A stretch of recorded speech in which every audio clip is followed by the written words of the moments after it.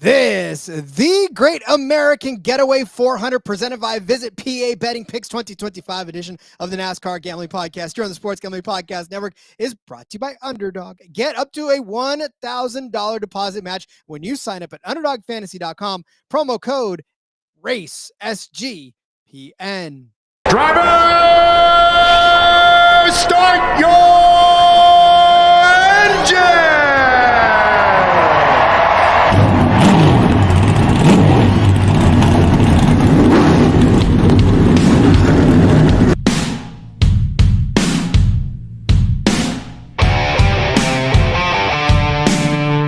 Strap in and pull those belts up tight as the Sports Gambling Podcast Network presents the NASCAR Gambling Podcast. I'm just gonna put my foot on the floor and I'm not lifting till I see God or a checkered flag. My man. With all the news and the best bets for your NASCAR weekend. We want to thank you tonight for these mighty machines that you brought before us.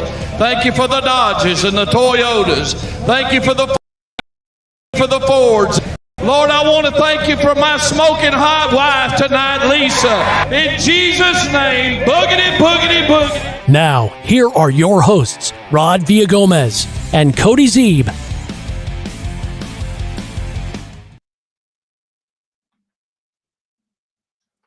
Welcome in to another episode of the NASCAR Gambling Podcast here on the Sports Gambling Podcast Network. He's Cody Zeeb. I'm Rod Villagomez. And we leave Mexico in, I guess, good spirits. Yeah, Mexico City treated us well. The race was overall, I think, both races actually were giant successes. There were lots of storylines, lots of fun things.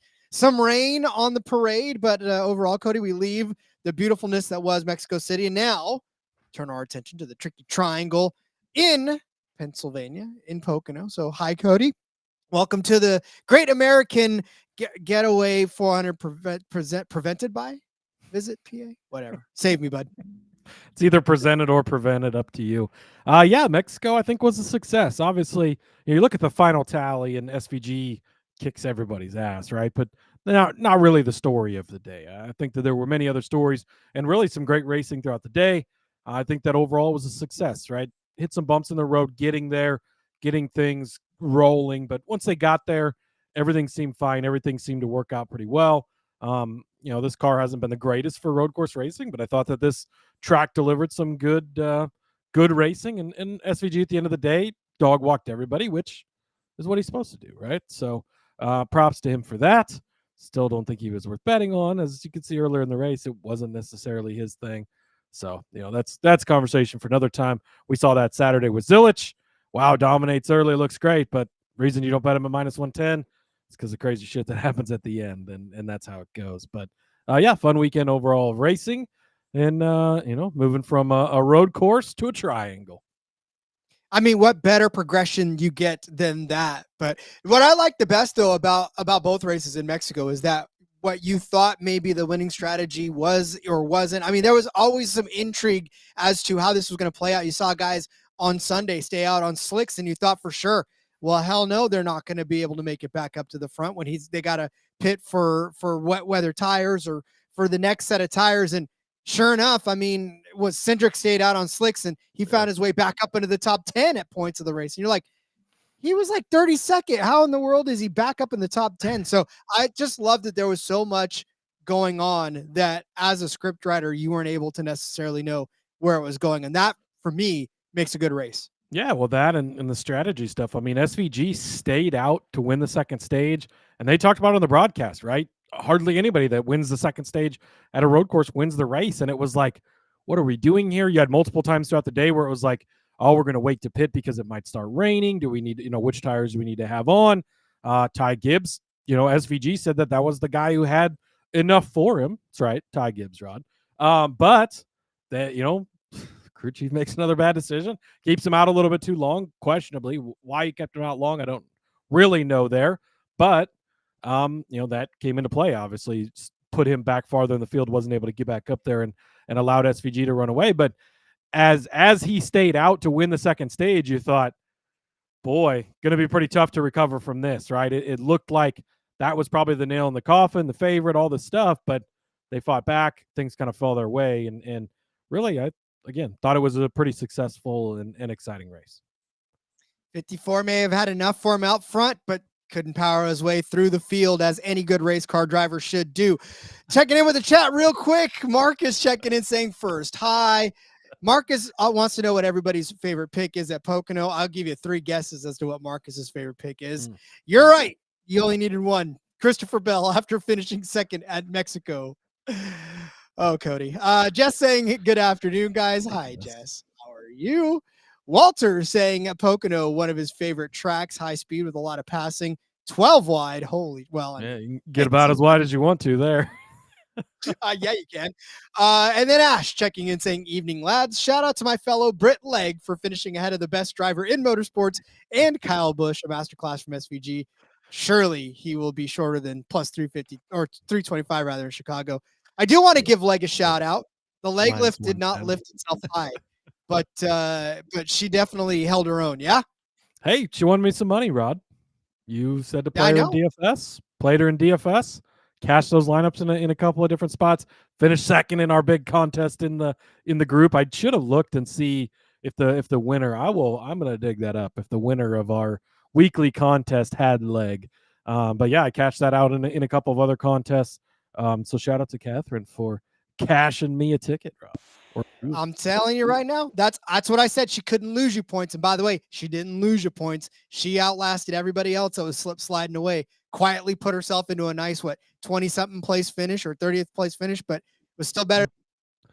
Which was, exactly what you wanted from her, right? We talked about you don't bet on her because wouldn't have worked out. But no, sadly, the winner did not have Legg. But hey, 14 points from her at her cheap salary of $4,800. It was definitely a solid weekend from her fantasy-wise. Indeed. Speaking of solid, the college football team are always solid here. Previews are back on. If you don't know already, our college football boys, Colby Dant and everybody else, they put out college football previews from all of the FBS schools. That is an undertaking in and of itself. Check out their Fresno State one they just did a little while ago. Yeah, Colby Dant, Moneyline Mac, they preview every FBS college football team. You don't want to miss it. There's a lot going on, and there's a lot to pay attention to, so make sure you check that out for our college football guys over there. Give Colby and Moneyline Mac a little bit of a listen. So Cody's looking at me. We're staring at each other, trying to figure out who's going to blink first. What you got? I was going to mention that there was only one team you need to worry about, the 2026 national champion Nebraska Cornhuskers, but I thought it just went without saying, so that's why I paused.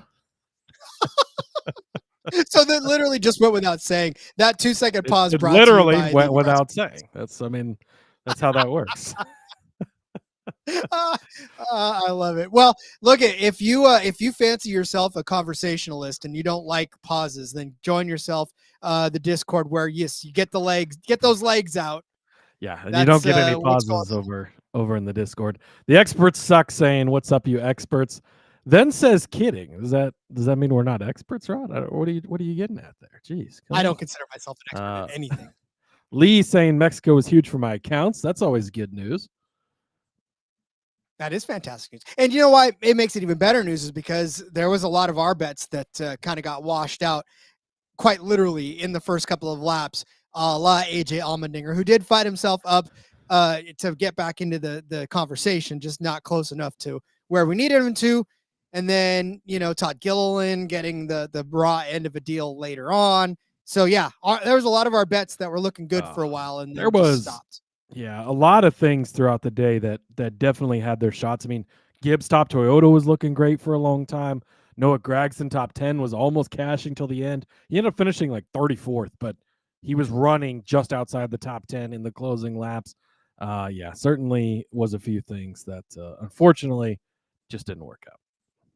One thing I will be paying attention to as John checks in saying, what up? Yeah. So what didn't I'm keeping my eye on this boxing match that's about to happen in pay-per-view world, where Ricky Stenhouse is going to take Carson Hocevar to the woodshed and show him what's what. But look at you get Ricky, you're going to have to swing up because Carson Hocevar is like 6 million feet tall. So but he better land it.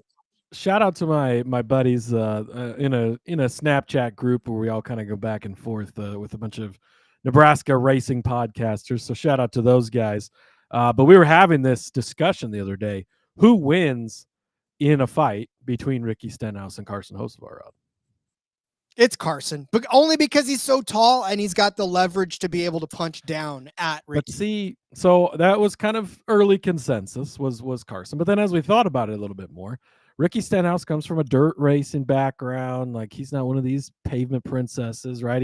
He's got some dog in him. Former trainer, aka ex-girlfriend Danica Patrick. You think he's not taken a punch from her before? Probably has. He might know. And those camo shorts, Rod, I think that's what puts Ricky on the top. You know how big of a fan of Carson I am, but I don't know. Might be Ricky's fight to win.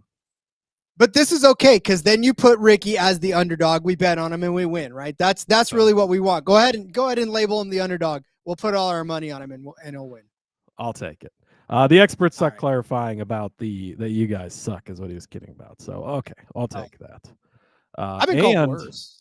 Oh yes, Impulse checking in too. John Nemechek, top Toyota, ruined by Bell. Great strategy at the end. Ends up with a 5th place finish out of my guy. Just so close. And at the chat, I think agreeing on Ricky here. Impulse says Stenhouse works out a lot. Ricky 100% from Lee. The expert suck says nobody wants to see that bitch fight. Yeah, so there you go. Oh, cousin Danny checking in. What's up, cousin Danny? Hocevar has more mass than Ricky. It's just spread out because he's taller. And Lee says Carson's going to need a fill-in driver if he gets to him pre-race. Yeah, we're going to need all that. Although cousin Danny definitely rushing to Hocevar's defense, because we know he's the resident Carson Hocevar fan in the house. So I will say, all right, this week there's no way that Stenhouse wrecks Hocevar this week. This track is way too big, way too fast. Will not wreck him. I mean, will he race him hard if he is around him? Yes. But we have Chicago and Sonoma coming up, Rod. I do not bet on Hocevar those 2 weeks, because please let it be Sonoma. He's going to get his cage rattled. If you remember, I was on TV during who did Gragson fight a couple of years ago in the Cup Series? Was Gragson? Was it not Gibbs? No, it wasn't Gibbs. Somebody, he punched somebody. Who was it? But yeah, I was right there on Kansas when they had their beef and threw those punches. So hopefully you'll be there at Sonoma, right in the picture. Well, I did find out this week that I did get approved for my media credential, so I will be at Sonoma for the Cup race at the very least, because I have to work right up until the Sunday. So, yep, I'm excited about that, but I'm more excited about Pocono this weekend because it is the Tricky Triangle, the track unlike any other on the circuit. We are set for 160 laps around this 2.500 mile paved track for 400 miles. The Pocono Raceway in Long Pond, Pennsylvania. Cody, the entry list is not really all that astounding. No huge surprises, right? That creeping up on us. I hate to admit that you caught me completely sleeping over here, Rod. And I won't admit it because I now have the entry list in front of me. But yes, it is completely unimpressive. 37 entries, your regular 36, and Brennan Poole in the 44 car. I believe we've touched on this 44 car before. Had the 44 car been racing last week, I would have suggested you take Catherine Legg over that car because it's the only car worse than, well, the 44 and the 66, both worse than the 78. But yeah, 44 car is not a good car. Yeah, and it will definitely be a back marker. Somebody we may talk about in DFS as we talk about it on Friday or Thursday or whenever they decide to give us everything. We thank God. Shout out to the books too for giving us some prompt odds this week because I did not want to have to push everything back again another day. I do love Tuesday episodes Yes. rather than Wednesday. Back Cup on a episodes. Tuesday for the first time in a couple of weeks. Obviously, had some stuff going on the past couple of weeks, so thanks for hanging with us. And back to our regularly scheduled programming now. Indeed, and back to our regularly scheduled picks, which we will do in just a moment. But before we do all of that, I would like to tell you about our friends over at Circa. Circa Resort and Casino in Las Vegas is giving away the ultimate fantasy football experience for a 12-person league to draft in Vegas and be treated like VIPs for their stay. You're going to get a limo ride from the airport, a $5,000 tab from Stadium Swim, and a hotel stay for you and your 11 league mates. And you can always get 15% off at all the Circa properties with promo code SGP15. Enter the ultimate fantasy football contest for free at sportsgamblingpodcast.com/circa. That's sportsgamblingpodcast.com/CIRCA. We are also brought to you by mybookie.ag. MyBookie is your place to bet on every sport, including the NBA Finals and Stanley Cup. MyBookie accepts customers from a ton of locations. Easy deposit, lightning fast payout using cryptocurrency. Turning over to the Canadian Football League, which you know I love me some Canadian Football League. How about those Montreal Alouettes putting a very unceremonious end to my Ottawa Red Blacks home opener? But I think they're going to do enough to handle the Edmonton Elks this year. And this week in particular, -5.5 is what the line is for the Owls over the Elks. Give me that. -110, Montreal Alouettes over the Edmonton Elks. Like I said, -110 for that. Find that on mybookie.ag. And you can use promo code SGPN for a 100% deposit match up to $1,000. Terms and conditions apply. That's mybookie.ag. Promo code SGPN.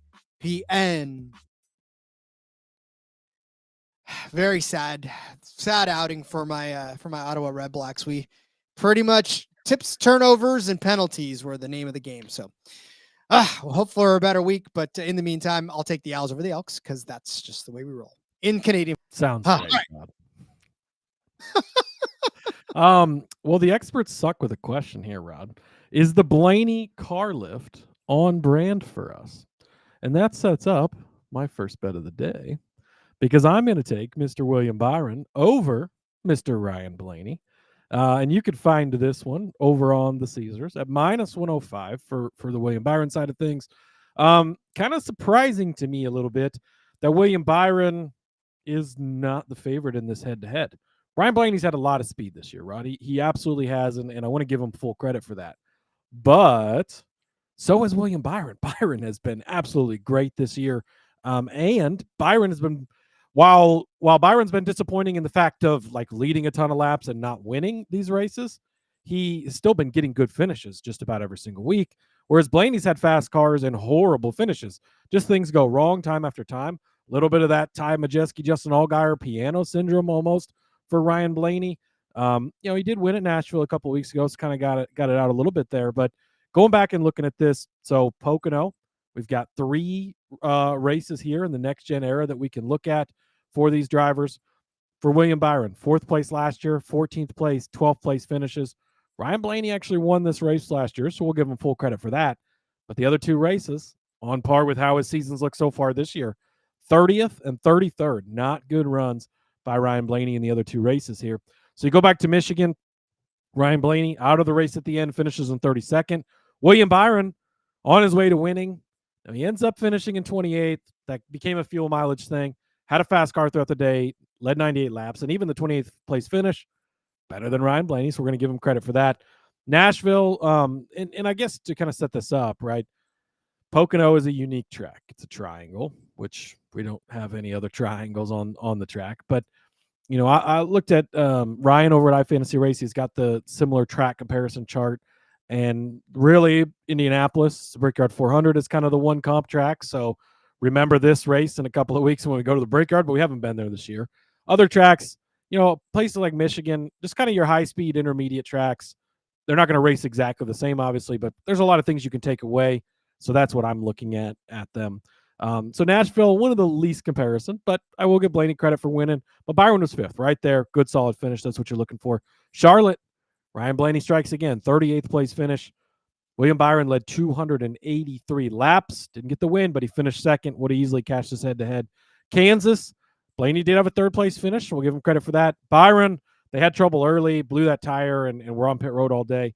24th place finish. You just didn't get a chance to see what he had.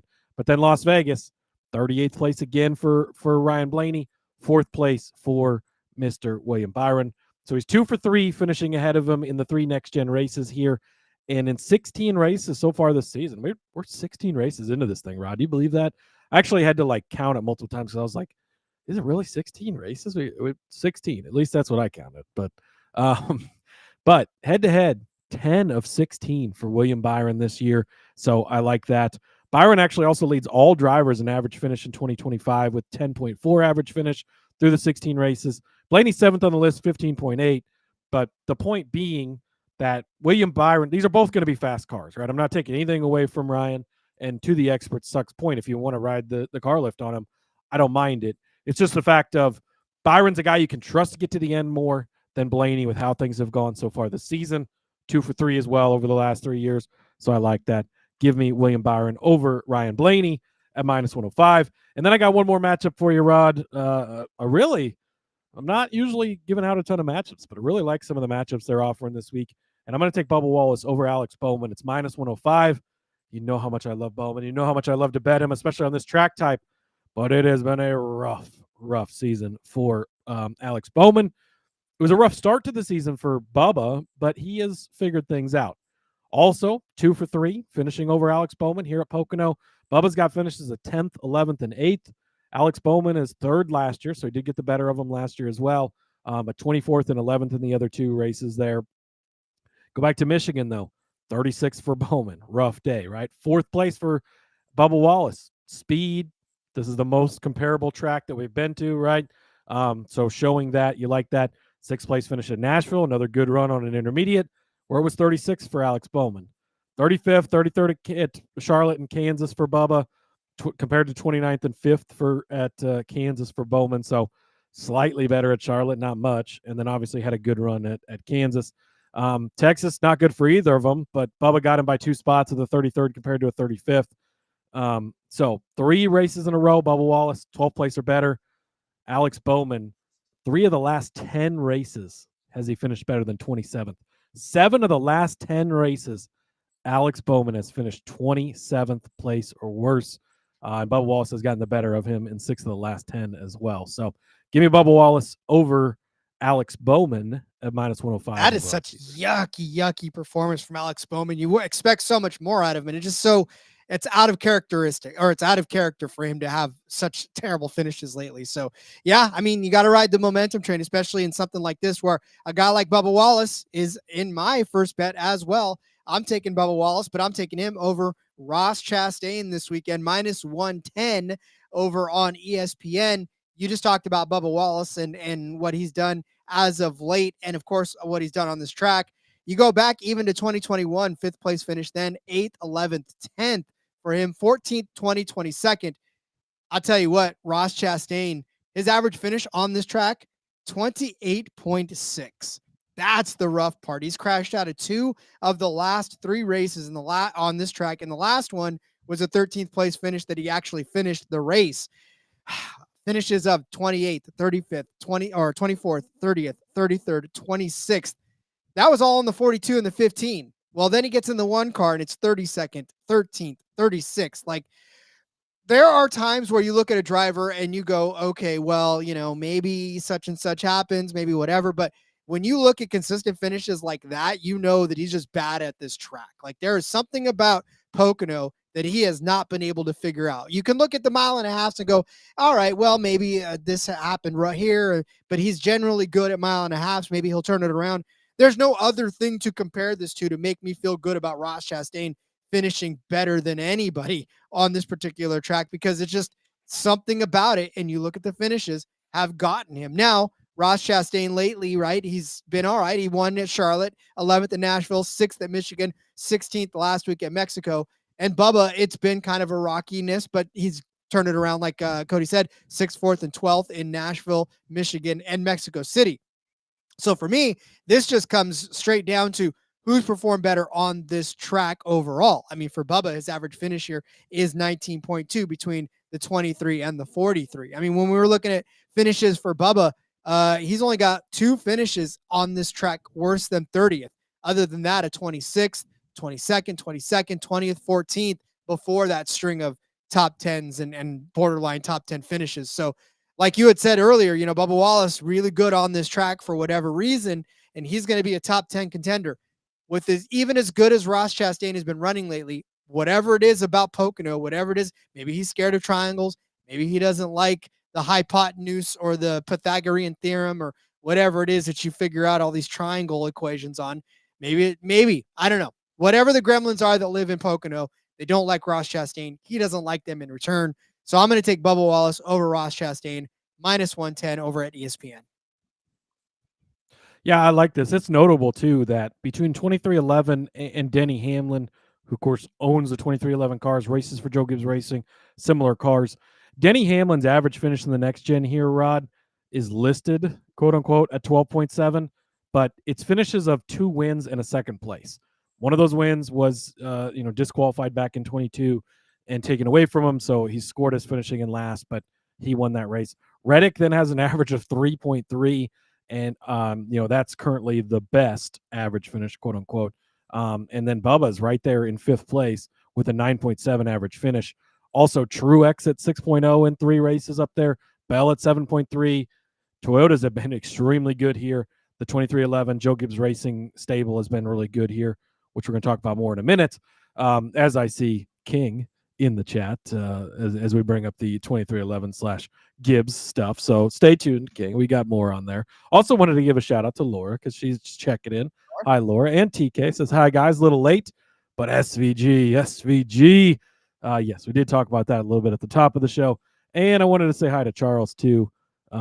He was talking a little bit about the Hocevar and Stenhouse. Speaking of them, King's checking in also saying, I'm not sure I've ever hated a driver more than I hate Hocevar right now. It's the media. It's the media, King. Everybody's jumping on Hocevar right now. But I just want you to know that I was on that before it was cool. Just so everybody. You were on that before it was cool. I don't know if I've ever loved a driver more than I love Hocevar right now, Rod. But I know who. That's okay. And then you watch, it's been slow because I'm very busy and I don't have a lot of TV time to watch outside of live sporting events. But I've been watching the Earnhardt doc in parts and pieces, and everything about early Earnhardt just reminds me so much of attitude-wise, right? Obviously, he's not Dale Earnhardt. I'm not saying that. But attitude-wise, very much some Big E vibes from the late 70s, early 80s. Too bad it doesn't translate to the track. But all right, Cody, where are we going next? Wow, don't forget he almost won the Coke 600 round. Almost. But almost. How many career wins does he have? Just missed it by he's got some coming later on this year. So although it's say how many all right, wins Rod. do I have, and that's the same number. So you know where how many career wins you have doesn't matter when you change your name and you're now known as the artist formerly known as Kyle fucking Busch, and you're just Kyle Busch now. And that means we got to bet against you, Rod. Over on ESPN, you get Ryan Preece over Kyle Busch, -105. The odds on me picking Ryan Preece over Kyle Busch in any matchup this year, that was whatever that word was, must have been a big one, couldn't get it out. Prior to the season is what I was going for. The odds on me having Preece over Kyle Busch probably were 100 to 1. Don't think I would have ever thought I would be picking this, but here we are, Rod, picking it. So, I'm going to take Preece over Kyle Busch. Here's the deal. Ryan Preece, 2 starts in the next gen. He missed the first year when he was not in the Cup Series. 30th and 31st. They're not good, right? If you look at those 2 starts, ooh, buddy, pump the brakes, not good. Despite that, he's 1-for-2 beating Kyle Busch. But that was in the Stewart-Haas equipment. That was a different Ryan Preece. You cannot look at that stuff. Kyle Busch, 32nd last year. So, Preece got him by 2 spots. We'll take that. And 21st in the other start where they were head-to-head, Preece was 31st and Kyle was 21st. 2022, listed as a 36th place finish. Kyle Busch was disqualified from 2nd place where he finished, but different car, right? That was in the Joe Gibbs 18 car. Things were better than when they were cheating with tape or whatever they were doing, but doesn't matter. So take that one with a grain of salt. It was a good finish, but not scored that way. And notably, Ryan Preece had an 8th place run here in 2021 in JTG equipment. I just want to toss that out here. But what have you done this year on these higher speed intermediate tracks? That's what we're looking at. Michigan, Kyle Busch got the advantage. 8th place finish. Ryan Preece with a 9th place finish. Got him by 1 spot there. Nashville, again, the one I'm least concerned about. 12th for Busch, 28th for Preece. But Charlotte, 9th place for Ryan Preece, 15th for Kyle Busch. Kansas, 7th place for Preece, 21st for Kyle Busch. Las Vegas, 3rd for Ryan Preece, 33rd for Kyle Busch. It's just been a rough season for Kyle Busch. You saw it last week, right? Rains early, jumps, hops, skips, whatever the hell happened, takes out half the field like he's a bowling ball. Things have not been going Kyle Busch's year this way. Boy, words are really hard, Rod. I've already hit my max for the week, so let's try that again. Things have not been going Kyle Busch's way this year. And Preece has beat him 3 of the last 5 races here. I think that trend is going to continue at only minus 105. With the speed we've seen out of the RFK camp, look, you go back to Michigan. Now, there was some fuel mileage stuff in there. You have to put that into the equation, but all 3 RFK cars inside of the top 10 at the end of the day. We knew it was going to be a big day for them, and it was. But we've seen a lot of speed. Preece has had the speed all year on these big tracks. Keselowski's shown it lately. Places like Michigan, Charlotte, Kansas had a lot of speed before he wrecked out in 2nd place. Buescher's been lagged a little bit, but still been speed in that camp in a general sense. This is a new Preece. You can't look at what he's done previously because I don't think that it's even relevant. Give me Ryan Preece over the artist formerly known as Kyle John Busch. wanting to know, isn't Kyle Busch good at Pocono? John, Kyle's good at almost every track on the circuit, and yet this is but is he? Well, he finished 32nd last year, and he finished 21st the year before. So those are his 2 races in the number 8 car. Now, if you go back and you look at his history in the 18 car, it's fucking amazing. But Rod, like to the point you were just making before I cut you off, if you go back and look at his finishes everywhere, it's fucking amazing. Kyle Busch is great at every single track on the circuit. He's owned all these places, but it's not been translating this year. And I hate it. I love Kyle Busch. I'm a huge fan of Kyle Busch. I think he's top 10 for sure, arguably top 5 driver all time in NASCAR, one of the greatest talents. Sorry, JDK, hate to get you fired up listening to this, but it's just not been going his way lately, and that's what you he's just the other Busch brother now, as JDK says. And Preece has 6 top 10s in 8 intermediate races this year. Yeah, that's the stats simplified, and probably how I should have said it, as Laura tells me to spit it out. Boy, I know it's just go ahead. It's okay. We love you. It's a safe space here, buddy. And yeah, to cousin Danny's point, Kyle Busch was good at Pocono. Now he's just sad and slow. And we'll probably see Kyle Busch early on be like, oh, great. And then he'll just hit that spin cycle and you'll be like, how did he spin just out of nowhere? Like, it's just, but yeah, in a general sense, looking back, great at Pocono, amazing at this track. Lately, though, not so much. And even first race in the next gen, the 2nd place finish here gets DQ'd. So on the stats sheet, it shows a 36, but had a great run here. But that was the 18 car days, and that was back when he was good. And it's just not been good. I know he's got it in him. I don't think his career is over, but until we start seeing it, gotta bet against it. Indeed. I think we've spent plenty of time on Kyle Busch. Let us move over to the other guy who pretty much just feels like he's fallen off a cliff, and that's Brad Keselowski. Top 10 number here. Now, I brought this up because we had a discussion in the Discord Sunday in particular about people's betting strategies and what they're there to do and why you bet, which is, yes, ultimately to win money, right? Obviously, every gambler in here wants to win themselves some money. That is the ultimate goal of everybody that puts any sort of bet down. Well, how do you go about doing that? That's obviously entirely up to you. We tend to give you a lot of choices that we think are good investments. And if they hit, they hit. If not, then unfortunately it was not a good investment in hindsight. And we can all look back and go, that was a bad bet. However, there are people who do not like to bet, or at that matter, don't want us to sit here and just give you all of the favorites, because you don't need us for that. You don't need us to tell you to bet on the guys with the shortest odds every single week, or the guy with the better side of a matchup every single week.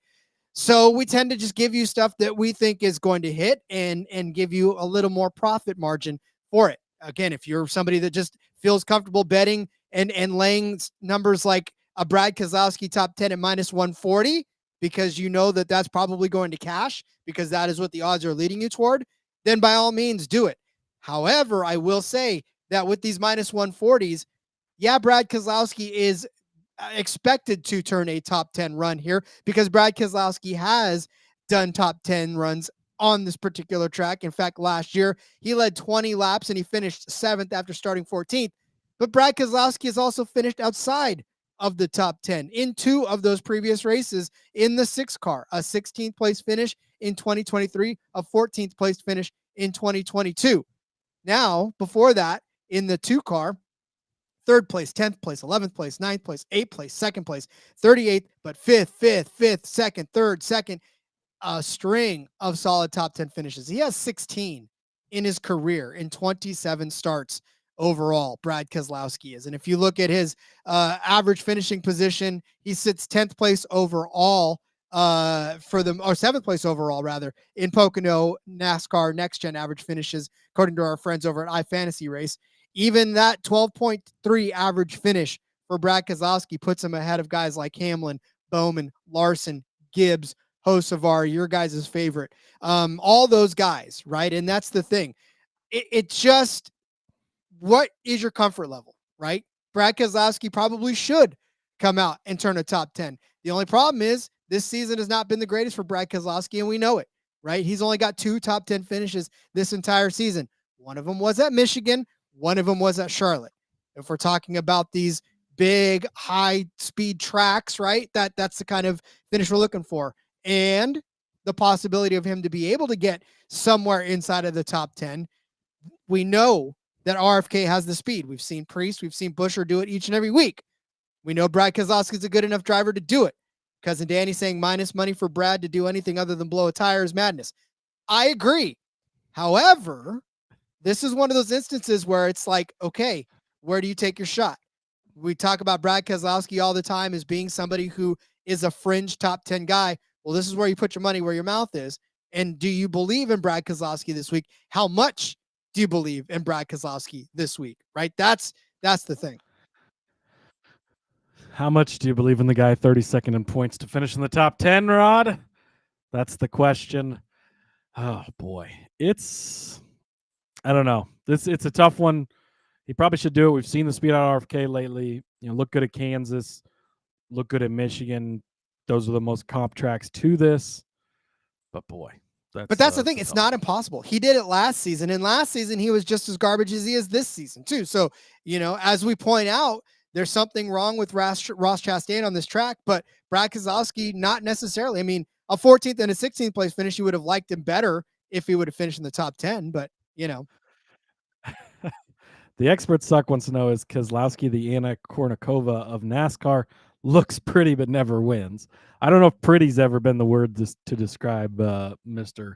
Keselowski, but similar to Kyle Busch. Once a great legend of the sport, Rod, wheeling that number 2 Miller Lite car to victory lane all the time.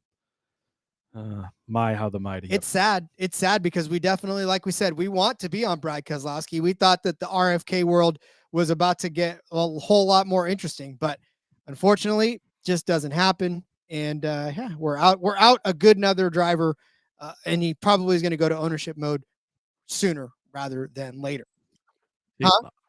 He's got years left, Rod. I'm retiring everybody right now. I'm retiring SVG because at this point, you might as well just, but all right, let's keep setting up our bets. But first, I would like to tell you that it is time for my Underdog bonus pick'em. Looking right now, as Underdog is going long for the NBA Finals with their extender bonus. You can hop in game 1, and the longer the series goes, the bigger the bonus gets. Aaron Judge higher than a half of a home run in this Yankees versus Angels match. The higher than is actually 1.53 times your money. So make sure you get down over there. Aaron Judge higher than a half of a home run in their game against the Angels. It's a hometown kid. Gotta love it. In the meantime, you can also use our promo code RACESGPN.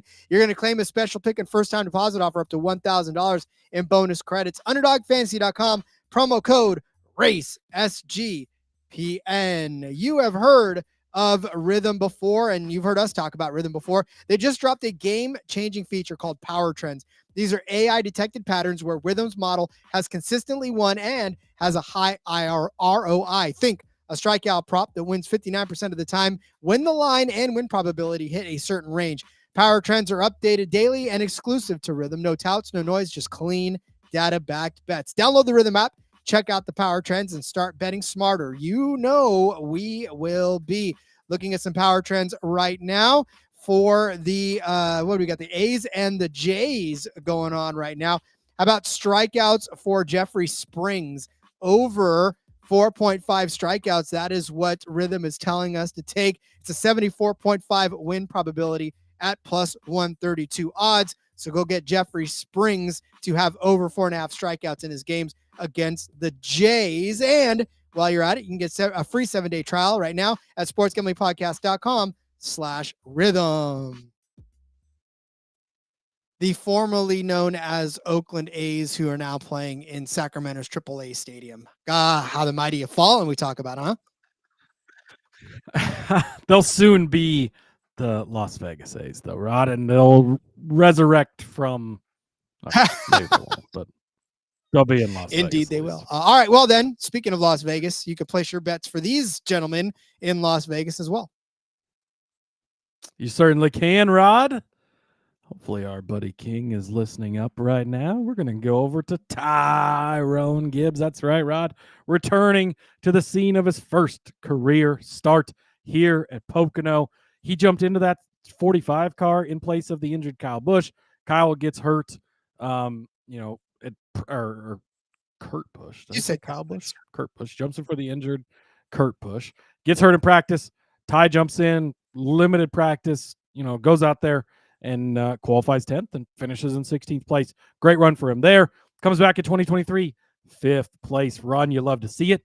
Last year, Rod sets that bad boy on the pole. By the way, I'm also giving out Ty Gibbs to win qualifying. Sit at that car on the pole, plus 725.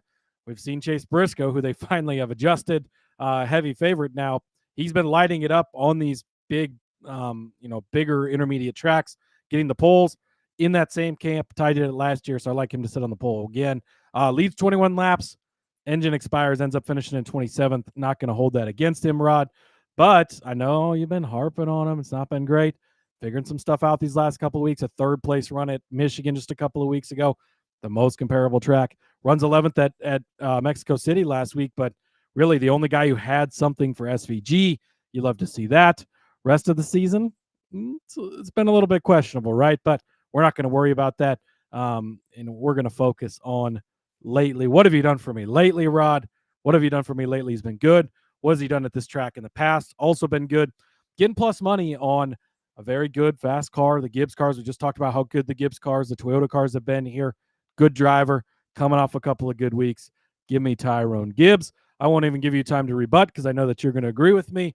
So I'll just jump over to Brad Keselowski's teammate, the best of the RFK cars, Rod. How is Keselowski minus 140 and Priest is plus 250 for a top 10? Makes absolutely no sense to me, but I'll just leave you with the JDK stat. 8 for 10 top 10s on these intermediate tracks this season. And he's plus 250 over on Bet365. Doesn't make any sense. So give me Ty Gibbs for the top 10 and even money. Give me him plus 725 to win qualifying. That's over on Caesars. And Priest top 10 at plus 250. Sure, absolutely. Yeah, I definitely can see a path to. No, I can't. I get it. I know your guys' just adoring love for young Tyrone Gibbs, and that's fine. Pokers and Henry says I immediately get in this chat, and Cody is betting Gibbs. I mean, it's great timing on your part. King also saying 2 straight weeks with a shot to win. He's really, Rod. Think about it, right? If they would have let him go earlier at Michigan. We got to get this new crew chief's got to get it figured out, right? He's still a rookie too. But if they'd let him go earlier at Michigan, he might win that race. If they don't wait to pit him for whatever inexcusable reason last week, he's got something for SVG. Does he beat SVG at the end of the day? Probably not, right? But he's the only one in the field that had something for him, could have hung with him. And now he doesn't have to win this race. I'm not putting that pressure on him. Just go finish inside the top 10. That's all he has to do. At even money, easy. That is the only way I can get behind it at all. Is a top 10, because that feels to me as if it's still a victory, I suppose. But JDK seems. And my statistician 6 corrected me. 6 for 8. Yeah, 6 for 8, 8 for 10. That's a better percentage, right? 6 for 8 is better than 8 for 10. Oh, fuck, I don't know. Whatever. Speaking of being on things before they were cool, a la my disdain for the 77 and the 54 was my love for Legacy Motor Club. And now all of a sudden you can't throw a rock without hitting an announcer in the prime booth, pumping up the Legacy Motor Club drivers, to which I'd say go back 400 episodes in this show, and you will hear me saying nothing but good things about Eric Jones, John Hunter Nemechek, even Noah Gragson for a hot second. And yeah, I mean, look, Legacy Motor Club has got something figured out, right? I mean, we talked about it at length all season long, in that their speed is there. Their finishes are not always the best, right? And I know JDK had brought this up in the Discord, but I 1,000% was on board anyways, right from the get-go, in that Eric Jones is going to be in the conversation for a top 10 finish at Pocono by the end of the day. And it's because we've seen speed out of this 43 car. And, you know, we'd be petty not to bring it up. Fort Worth, right in Texas, he was 5th place, 7th place at Nashville, 11th place at Michigan. Some very good finishes at these intermediate tracks. But Pocono is where you look at him and, you know, you talk about 8 for 10. Well, how about 8 for 13 in the top 10 as well? He has got 2 of the last 3 races on this track with top 10 finishes, a 9th place in 2022 in that 43, a 9th place in 2023 in that 43. Just missed it last year where he finished 14th, but he started 23rd in that particular race. So doesn't matter though. His average start here, 18.6, average finish 13.5.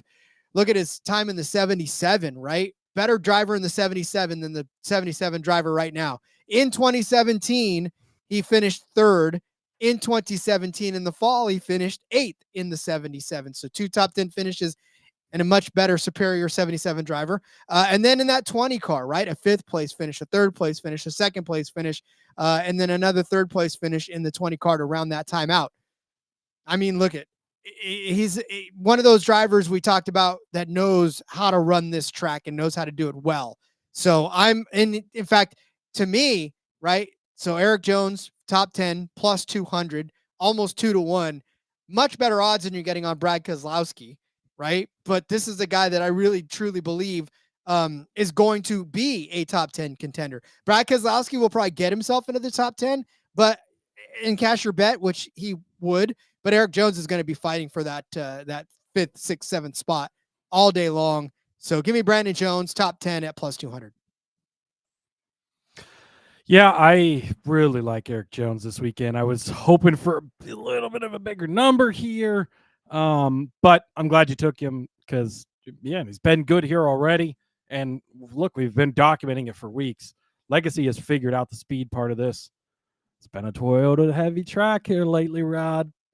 This is the golden rule, I think, by anybody's imagination. Unless you're driving, at which point you have no way of doing this. But King has learned to listen to Cody and run to the bathroom while I am talking.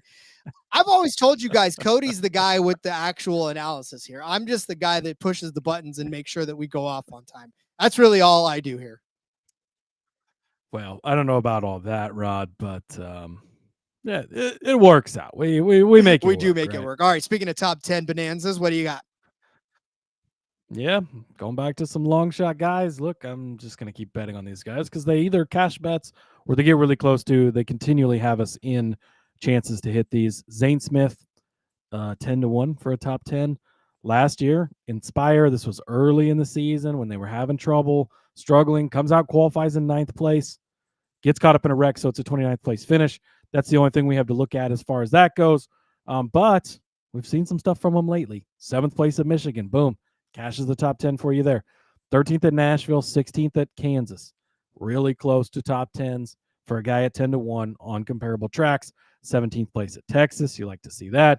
11th at Miami. A little bit of a harder stretch there. But He's had some good runs this season. He's been impressive. And going back to Zane Smith at the end of last year when we started cashing the top 10s on him, when they got things figured out at the end of the season, he had some pretty strong runs on okay, maybe they weren't as strong as I thought they were, Rod. What was I remembering? Was I okay, yeah, you know what? 7th place at Michigan. Hey, that must have been the one I was thinking of because that's about the only one. So we're just gonna throw that out. But it was a tough year last year for him, anyways. So yeah, but Zane Smith, guy that we've been on. You just mentioned Legacy Motor Club. Didn't give us great numbers on Eric, but gave us great numbers on his teammate John Nemechek. And really, they've had similar performances. I don't know really why it's too much of a difference. Last year, 28th. Got caught up in a wreck. Don't care, though, because last year, Legacy just sucked, Rod. And this year, it's not been the case. John Hunter's coming off a 6th-place finish. He was part of that winning DFS lineup because he started, I think, 32nd, so scored a ton of points for me last week with that. 6th place in Mexico City. Some strategy got him there, whatever. 34th at Michigan, so it's kind of a rough day there, but 10th place at Kansas. That's the types of flashes, right? And John Hunter, not as consistent as his teammate. Eric is pretty consistent every week, has the better finishes, probably why his number's a little lower. John Hunter, it can go either way, right? It can be the 34th, he's kind of out to lunch, or he can be in the top 10 like he was at Kansas. 27th at Charlotte, kind of another example of not a good run, but then 8th place at Texas. So you're getting both sides of the coin. 14th place or 20th place at Las Vegas, rather. So a decent enough run there. A 10-1 for what we've seen out of Legacy this year. As good as the Toyotas have been at this track in particular, I like Nemechek. I absolutely love this one. I wish that I would have been able to get to the dock sooner after they released all these top 10, top 5, because that's exactly where I would have probably gone and probably just taken both of them in that same box and said, just load up on Legacy because they're going places, kids. They are going to be contenders for these top 10 finishes each and every week. And I just know Jimmy Johnson has got all of the people in that room, all the smart people in that room figuring out what was going on. And then BD Gale 23 in the Discord had 3-1 on Fanatics for Jones. So I didn't have Fanatics, so. Yeah, if you got Fanatics 3-1, you can get a little bit of a better number over there. And hey, everywhere you can get an advantage on the books. I agree. All right. Well, I'm going to go with, I was looking for a good top 5, and it was very difficult because some of these guys' top 5 numbers. Now, look, when I talked about Brad Keselowski at -140, you're getting there. But if you want to bet somebody at -500 for a top 5, then by all means, go ahead. But I'm not willing to suggest you do that. So I will take Joseph Logano as a top 5 car +220. The thing about Joey, and we talk about it every time we talk about Joey, you just never know. Are you going to get the 21st from Mexico City, the 22nd from Michigan, or are you going to get the 4th place from Nashville, or the 17th at Charlotte, or the 9th place at Kansas, or the win at Texas? You never know. But you got the win at Texas, right? You got the 4th place at Nashville. You got the 9th place at Kansas. Earlier in the season, you got an 8th place at Martinsville. Like, you've gotten some respectable finishes out of Joey Logano. And last year alone, you got a 5th place finish out of Joey Logano. He led 3 laps at the Tricky Triangle and ended up finishing in 5th place. So he's done it already, and he's done it several times this season where he's finished very well right there in the top 5 or around the top 5. And for me, I'm thinking Joey's got stuff to prove on this odd year, right? I mean, I've seen some flashes from Joey that we don't always see in the odd year Joey Logano, and I'm not saying that he's going to win the championship because I can't necessarily go that far.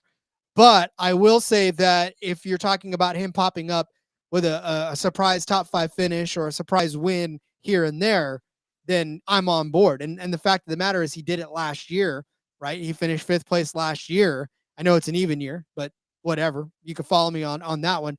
And it hasn't been good for him before. The last couple of years before that weren't all that great, 35th and 20th. But he did have a problem. He led 21 laps in the 2023 race, which means he was fast, right? He started it from the 6th position in that particular race. So there was some speed in that car, even in qualifying, which put him close to the top 5. So I'm going to flip this coin, and it's going to land on the smiling Denny, not the frowning Denny. And I think that we're going to get a good top 5 run out of him, +220 for that to happen over on DraftKings. And so, yeah, I mean, that's really the only handicapping I got is he did it last year, and he's won a race and finished in the top 5 in some of these intermediate tracks as well. And, it's tough to go past that. But I'll take, like I said, Joey Logano to get it done this week. Yeah, hardest guy in the garage to predict. I still stand by that, but I've been pretty impressed with what I've seen lately. I peeked at him in a couple of head-to-heads this week. I was like, oh man, it's so hard for me to pull the trigger on betting him because he can be so unpredictable. But I like it. We've seen a lot of speed out of the Penske cars. I feel like we haven't talked enough about. We're not going to talk about that enough today. Probably. I left Josh Berry off for all you haters out there, even though I considered the top 10 honorable mention. But we've seen the speed out of them on these intermediates, and Joey's, after a really tough start to the season, like real bad for the defending champ, he started to really figure some things out. So I like it. Nico checking in says, damn it, I'm late, but it's never too late for an SVG king of the road, of course, as he says, with the smiley face. So, and Danny says this is sort of like a road course, right? A triangle is not an oval, last I checked. Definitely more like an oval than a road course, no doubt about that. Yeah, well, yeah, it's definitely, and then of course it's got all the big long straightaways, and yeah, well, it's tricky in its own right, which is why it's a tricky triangle. That's why it's a tricky triangle. Somebody who's not really that tricky, William Byron, top 5 plus 120. Love this for William Byron. He has been, I would say, and I probably should have looked up some of the iFantasy stuff for this, but I think he's been the fastest car this year. And he continues to show up, look good, look fast. And the results have not always been there as far as the wins go, but really the top 5s have been there. He's constantly in the top 5 week in, week out. You go back, you look at his finishes here, 4th last year, so he does cash the top 5 for you there. 23, he started on the pole, led 60 laps actually, 3rd in stage 2, ends up falling back to 14th. I don't remember what happened in that race. But even pre-next gen era, 3rd here in 2021, a 4th here in 2019. So he's had some really good runs here. And the speed in this 24 car has had this year. And generally we see it fall off by now. Usually he's fast in the spring. He looks good. They take the entire summer off. I don't know if Chad Canal stepped away from that car a little more this year or what, but it's not been the case. And he's been good. Look, he recovered after a bad start last week, 27th place. You know, used some strategy there at the end and gets 9th at Mexico. Michigan starts in 4th. He led 98 laps. He really was the dominant car throughout the day at Michigan. And it comes down to fuel at the end. He runs out, right? So doesn't get the finish you want there, but 5th place in Nashville. Again, he's cashing those bets. Kansas, we talked about it earlier, kind of a throwout race. Had the problems early. We didn't get to see it. 2nd place at Charlotte after leading 283 laps. He doesn't have to win to cash this bet for you, right? We'll get to that in a minute, but plus money, and he doesn't have to win. So if he goes out and leads 283 laps, well, he's going to win because there's not that many laps. But if he still finishes in 2nd, you're going to cash this bet. You go back and you look, even like a Bristol, where he finishes in 6th place, that intermediate package, Darlington leads 243 laps, 2nd place finish. So he's not always getting the win, but it is translating to these good finishes. Las Vegas, a 4th place finish. Again, a pretty comparable track as well. William Byron's a guy I'm really just big on this season. You're getting plus 120 for a top 5. If Denny Hamlin wants to go out and win this race, if it's a Kyle Larson week, if whoever, it doesn't matter. Byron's going to be in the mix at the end. And to the point I made earlier when I talked about him against Blaney, the consistency is there. Best average finish in the entire Cup garage through 16 races. That's a pretty solid sample size at this point, right? 16 races. That's getting close to half the season. Byron's been getting it done. I think he's going to continue to get it done. And then, Rod, John Hart Nemechek, top Toyota, 100-1. Because why the fuck not? We talked about it, right? He's had some good runs, and we've never seen Pocono turn into a fuel mileage race before, right? Yes, we have, right? If something like crazy like that happens, you saw it last week, the cautions fall at the right time, ends up getting a 5th place finish, and if it's not for Christopher Bell in 2nd place there, he's the top Toyota at the end of the day. Despite, yes, he wasn't the best Toyota all day. Clearly it was Ty Gibbs, but Gibbs falls back, things happen. At 100-1, when they've shown as much speed as they have shown, he's shown the ability multiple times a mile and a half to get top 10 finishes. 100-1, it's worth placing. It is when you consider the fact that, Gibbs only really Denny Hamlin scares you. Christopher Bell scares you, yes, and Marcus is going to be like, yes, Christopher Bell scares you. But, yeah, I mean, look, and with 2311, we talked about Bubba being good, sure, but Reddick has not been good on this particular track, so there's nothing to hang your hat on there. But, yeah, I mean, I'm with you on this one. Again, it's legacy, so Absolutely love it. Speaking of Toyotas, I got a couple in this winning number band that I'm absolutely loving. Now, this is where I kind of approached it, right? These winning number bands, we had 0 to 9 like we normally do. We had 10 to 19. We had 20 to 29, and then we have 31 plus. So you could go 31 plus. It was like plus to 10 or something like that. And you could go 0 to 9, and that was even less. But I'm going to go with the one that offers the better odds. And I'm going to do this because the winning car number band 20 to 29 is at plus 290. This is where I think that the winner of this is going to come from outside of this, right? In my opinion, I've got a guy that I've got pegged, but doesn't always work the way I think it's going to work. And in fact, more often than not, it works the ways I don't think it's going to work. So I'm hedging against that. And I've got a really good pack of drivers in that 20 to 29. You think Christopher Bell is going to win? That's covered. Josh Berry could accidentally win. Okay. But Joey Logano could accidentally win this race. Bubba Wallace is in there. William Byron is in that one. So there's at least 4 solid drivers in that between Bell, Logano, Wallace, and Byron, who all run well at this track and all have a shot to win, right? So for me, this is hedging against guys like Larson, like Hamlin, like Gibbs, I guess, if you really want to get spicy out there, or Hocevar, if you think he's going to win.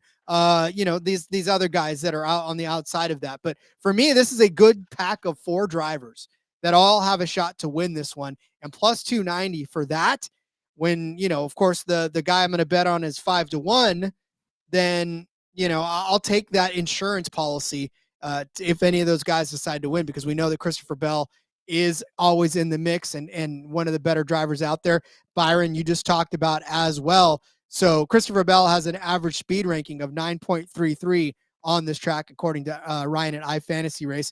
And then, of course, the finish-wise, Christopher Bell 3rd overall with a 7.3 average finish. So he could very well end up winning this race. Bubba Wallace right behind him in 4th with a 9.7 average finish. William Byron right there in 5th, right? So these guys all in the top 10 of next-gen average finishes on this track. So that tells me that is a very powerful group of drivers in that number band, and plus 290 for one of them to win. I like that. So give me a winning car number 20 to 29 at plus 290. Yeah, I don't have too much of an argument with this, and honestly, it's mostly because of William Byron, and the chat's kind of agreeing on the Byron stuff. Byron still doesn't get enough credit, in my opinion. Super consistent, stays out of trouble. As Ash was saying, again, that's why he's great in the head-to-head. That's why he's great in the top 5. Cousin Danny says Byron is the best driver in the series right now, in his opinion. I think the argument could be made. I don't know if I'm ready to stake the claim there, but and Ash says Byron or Bell win a championship, they'll get the credit. I do agree with that. I think that William Byron at plus 850 over on FanDuel is a great bet this week. And TK saying it's because he's Byron's a bit boring. As people overlook him a bit. You might not be wrong there, but won't be boring if he's cashing this plus 850 on you. I talked about him, how fast they've been this year, how great they've looked. Ryan over at iFantasy Race. At Pocono in the next gen, William Byron the second best in next gen speed ranking, second best in driver rating, second best in average running position, and a 10.0 finish, which underrates him. To everybody's point here, minus his first career start, he's never finished worse than 14th. That's the stat I should have used for the head-to-head in the top 5, because those are great, but he's been hella good here. Total speed ranking to date in total speed ranking season to date for the top 10 for all races. William Byron, number 1. I said it earlier. I thought he's been the fastest car this year. Ryan backing that up for me. Plus 850. It's just way too good of a number to pass up on Byron. Then, Rod, Tyler Reddick started to fall asleep on him. This is what you love. You love when these guys who are massive favorites early in the season, they have their struggles, the books fall asleep, you lull them away. This is when you pounce. Tyler Reddick at 12 to 1. Look, this season has been fairly disappointing for last year's regular season champion. And you look at some of the races, he led 34 laps to Las Vegas. Okay, led 42 at Darlington. Outside of that, we've not really seen him lead much. 13th at Michigan, 17th at Kansas. Some tracks where you'd hope to see better. 24th in Las Vegas. Like, not been great. Some good runs at, 4th place at Darlington, 9th place at Nashville. There's been a lot left to be desired from Tyler Reddick. But now you come to a track where he's been really good. He has the best average finish. I still think that you technically should give that to Denny Hamlin. But nonetheless, 6th place finish here last year, second in 23 and 22, led 15 laps in that 23 race. So you're getting a guy that's been extremely consistent here. He's been fast. We've talked about it. 23-11, Toyota. They have been the ones that have been good at this track. Gibbs, of course, cars have been great here as well. But I think at 12-1, the number's fallen far enough for a guy that can come out any given week and give an absolute elite dominant performance. While we've not seen it, and that's why the number slipped, this is your chance to kind of call your shot on Reddick. If he doesn't show up, it was 12-1, whatever, we tried, right? But if he does, you're going to feel really fucking good about this. So I like Tyler Reddick at 12-1. And then, Rod, my 2 longer shots to win this race, I like to call this the Villagomez special. I am going to give out Tyrone Gibbs at 21-1 because he could have won at Michigan. He could have won at Mexico City. They have got to win, right? They've got to pull some strings, probably not pointing his way in. Let's go get this win. Returning to the place where he got that first career start. Great place to win. And look, we've seen all the speed and with both of these guys. The other one, Carson Hocevar, 25-1. We've seen the speed out of these guys. Results haven't always been there. They're in extremely fast cars that are capable of winning. Long shots for a reason. When Hocevar was 12-1 or whatever a couple weeks ago, you don't touch that. It's too low. But now it's creeped back up. 25-1 over on FanDuel. These guys are 2 guys that I want to see get their first career wins. I don't want to miss out on having in on them. We've seen some long shot winners have a chance this season or get it done in the case of guys like Barry that are in fast cars. Why could these guys not get it done? I want to see it. I'm going to be rooting for it. I know you do too, Rod, so I'm betting on both of them. Define rooting for it, because I guarantee you right now that there will be no rooting for that, in my opinion. But listen, anything can happen, right? The world is an unpredictable place. Maybe they back into a win. Maybe they accidentally wreck out half the field in their way to the quest for victory. I need to get a hold of your wife and offer her a substantial amount of money to get live footage of you when one of these 2 drivers wins the race, because I think that the people would love that. Yeah, I don't think that would be hard to negotiate. You could probably get that for, yeah. I'm pretty sure you could get that. It's not going to happen, but good luck to you, because you'll be taping. Might happen this weekend, Rob. No, because you know what? Denny Hamlin is going to win this race 5-1 on FanDuel, the best price for him. He's about 425, 4.25, 450 on some books, but FanDuel has him right now at 5-1. Denny Hamlin just had the kid, man. Missed out on all of the festivities and all of whatever SVG ate to make him sick over there. And he's, was lounging back at home, changing diapers and getting kept up by a crying baby. But he's back and he's focused at this track. He is the active leader in wins with 7. The next best is Kyle Busch with 4, but we all know that we're not scared of that. But Denny Hamlin on this track, 23 top 10 finishes and 35 starts. That's 65% of the time he has finished inside of the top 10. 43% of the time, 45% of the time, he's finished inside of the top 5. So nearly half of his 35 career starts, he has been inside of the top 5. 16 with those 7 wins, 11.3 average finish, 7.5 average start. And listen, this season for Denny, I mean, he's coming off of that win out of Nashville. Obviously, he didn't do Mexico last week, but he won won Michigan 3rd place at Nashville, won Darlington, won Martinsville, 5th at Miami. I mean, what's more to be said about Denny? He's driving right now with a gigantic chip on his shoulder. Pokters and Henry saying, elite choice, my friend. Thank you. Absolutely love it. Nick also loves the Villagomez special. You may not even have to talk to my wife. You could talk to my brother. He'd probably be happy to be the cameraman when one of these guys wins. Give me some footage, Nick. Yeah. But no, for Denny Hamlin, listen, it's just there's really no good argument against why Denny Hamlin can't win this race, considering that he's so damn good on this track. 2nd last year, 1st in 2023. 35th and 14th in the 2 before that, but obviously he was disqualified, right? First. Yeah. Right. Yeah, he won that race in 2022 after starting on the pole. So disqualified himself. So that's 3 finishes on the top 2 steps of the podium in 3 times out on this track. And of course, before that, 4th, 1st, 2nd, 1st. it's Denny Hamlin's track and the world just lives around him. So I think well-rested, as well-rested as you can be with a newborn in the house. But Denny's going to figure it out. He's going to get back in this car. He's going to, be in the front. He's going to be fighting for that win. And I think at the end of the day, he gets it at 5-1.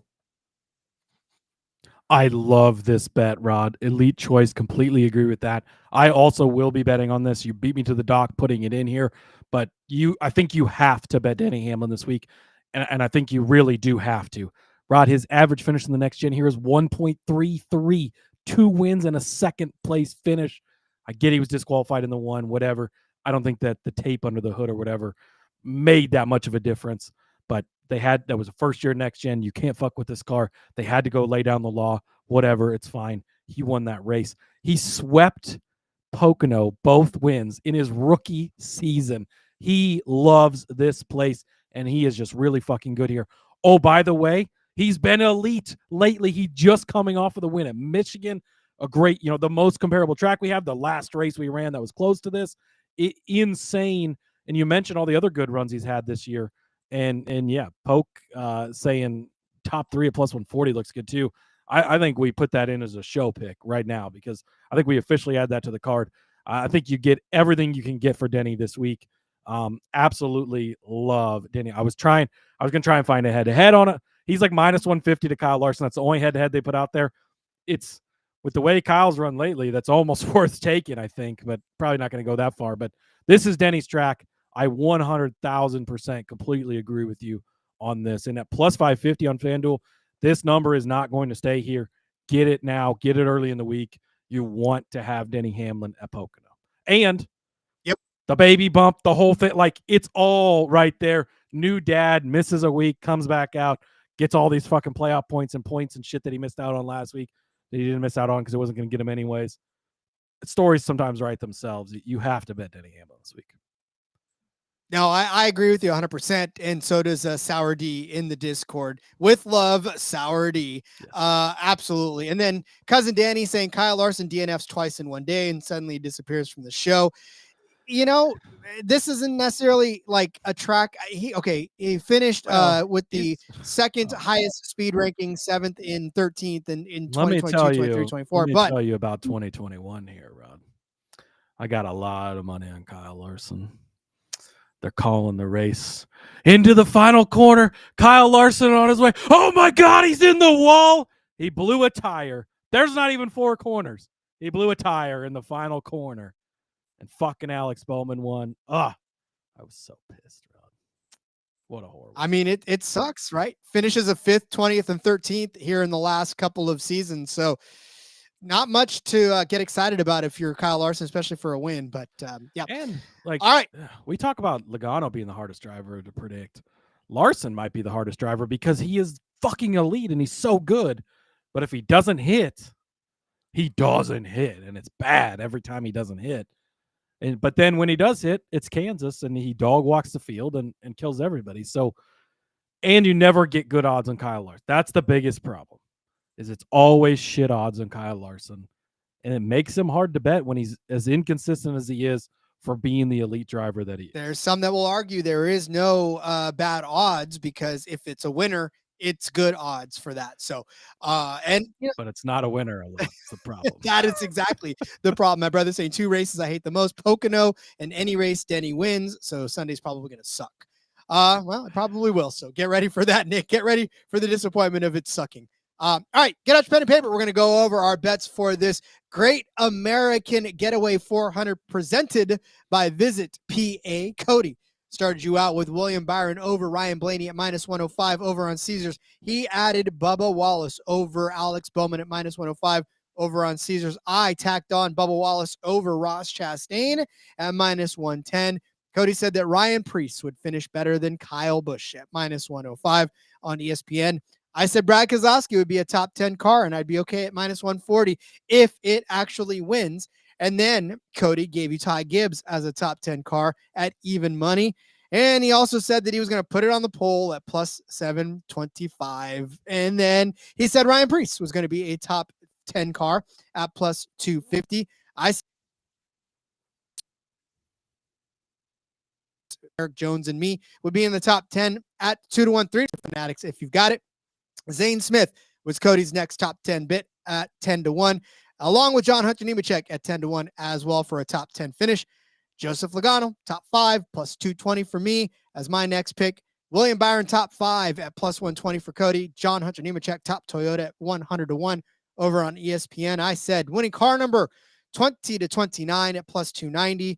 And then Cody said William Byron at 8.5-1, Reddick at 12-1, Gibbs at 21-1, Hocevar at 25-1 to win the race. I said Dennis Hamlin, 5-1 on FanDuel, will win this Pocono Tricky Triangle race.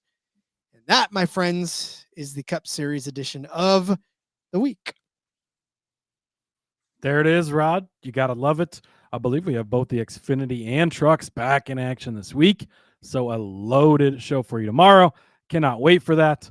Yeah, let's go make some money at the Triangle. Beautiful. Ash already saying that Caesars and Bovada have Xfinity and truck outrights. Heim favored in Allgaier and Chase Elliott joint favorites at plus 350. So we'll look ahead, guys. Probably about Justin right. Allgaier, man, what a disappointing. Yeah, we got. Oh yeah, that was rough last week for Allgaier, but we got Hocevar in the trucks, Elliott in the Xfinity. So yeah, a lot to talk about in those two series. Absolutely. A lot to talk about. All right. We will let you guys catch your breath and start filling out your betting cards for Pocono for the Cup Series. And yeah, buddy, in the meantime, we should probably tell everyone where to find us outside of this confines of our little studio we got here. That's right. Follow me over on the X-Rod at Husker_Zeeb. You can find all my stuff there. There's a ton of it. Just started doing a little short, quick article. 3 best bets for all 32 NFL teams. The Cardinals, Arizona, first alphabetically, right? So that one came out last night. Stay tuned to my X's as those continue to drop throughout the rest of the month. I'm pretty excited for that. We're getting close to NFL season, which it's a beautiful, beautiful time of year. So I love it. All right, Rod, we'll see you guys tomorrow. Yeah, let's go racing and cash some tickets. Indeed. Don't pay any attention to my X, but you can follow me on X at RJ Villagomez. There's a link in the bio, everything I got going on, whether it is here. Of course, there's arena football stuff up as well. And just a lot of good-hearted fun. Like I said, got it my approval for the credentials for Sonoma, so I'm Sonoma bound in about a month. So very excited about that. Love you guys. Love you so very much. And we'll see you guys tomorrow with a very packed Xfinity and truck episode. So until then, everybody, let's go racing and let it ride.